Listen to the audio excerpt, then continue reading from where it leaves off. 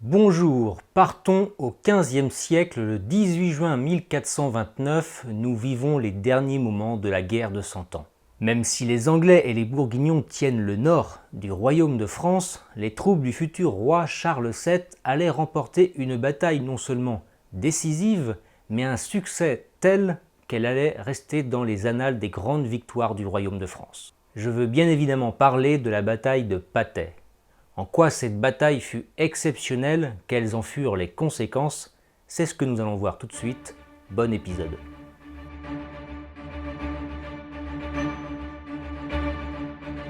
En 1429, Charles VII et Jeanne d'Arc, accompagnés de leurs troupes, allaient entamer une série de batailles dans ce qu'on appellera la campagne de la vallée de la Loire.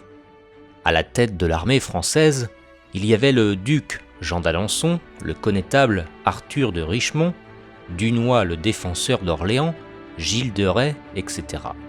L'ennemi anglais contrôlait le royaume de France du nord jusqu'à la Loire.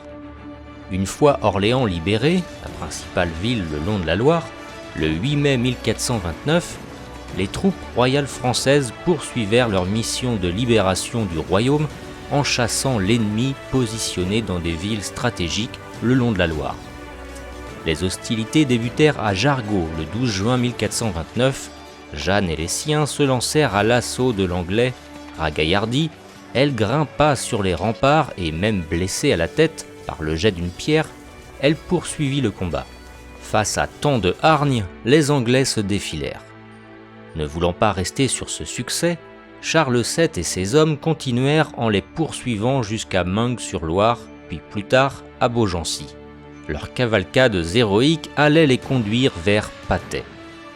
Dès que Orléans fut tombé, les officiers anglais appelèrent une deuxième armée à la rescousse. L'heure était grave pour l'ennemi, il enchaînait les défaites. Le 18 juin 1429, le sort du royaume de France allait basculer. Nous étions à Patay, près d'Orléans. Lors de ce samedi étouffant de chaleur, vers 14 h, la tactique anglaise allait voler en éclats avec l'aide de la Providence. Cachés dans les fourrés, 600 archers anglais munis de leurs arcs redoutables, les longbows, attendaient patiemment les Français. Leur stratégie était de surprendre et de décimer l'avant-garde française. Soudain, la dite avant-garde française vit au loin un cerf surgissant du bois en se dirigeant vers Patay. Surpris et quelque peu apeurés, quelques Anglais sur le chemin de l'animal se mirent à crier. Les Français devinèrent alors la présence d'Anglais là-bas dans les fourrés. Mis à nu, les Anglais changèrent de position de façon hasardeuse et dans leur élan désorganisé, se firent massacrer en quelques minutes par les 1500 hommes de la cavalerie française.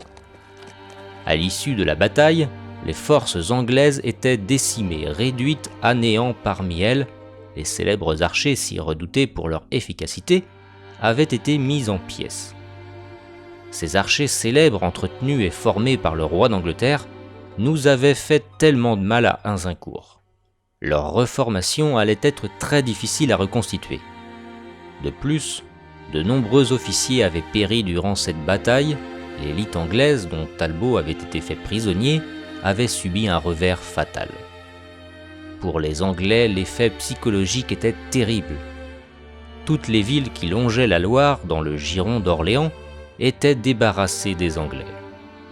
En présence de Jeanne d'Arc, le duc d'Alençon dira à Talbot, alors prisonnier, « Vous ne croyez pas ce matin qu'il vous adviendrait ainsi.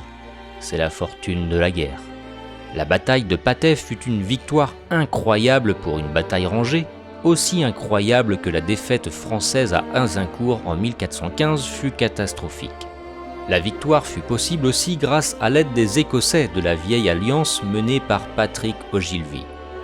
La bataille de Patay entraîna la mort de 3000 Anglais et en fit 400 prisonniers.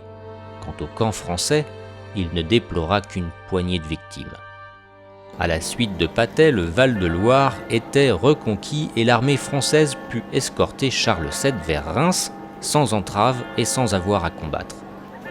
Les contestations quant à la succession au trône de France étaient terminées. Par son sacre, Charles VII devint roi de France. Voilà, j'espère que vous avez apprécié, que vous avez appris quelque chose. Pour ceux qui veulent soutenir mon travail, c'est très important pour moi. Deux possibilités. La première, me faire un don via la plateforme Tipeee. Vous pouvez soit me faire un don ponctuel ou permanent, c'est vous qui choisissez.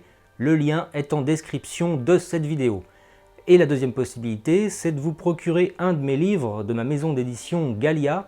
La liste des ouvrages est également en description dans cette vidéo. En attendant, je vous dis merci et à la prochaine. N'oubliez pas de commenter, de liker et de partager cette vidéo. C'est important pour le succès de cette chaîne. Je vous dis à très vite, à bientôt. Vive la France!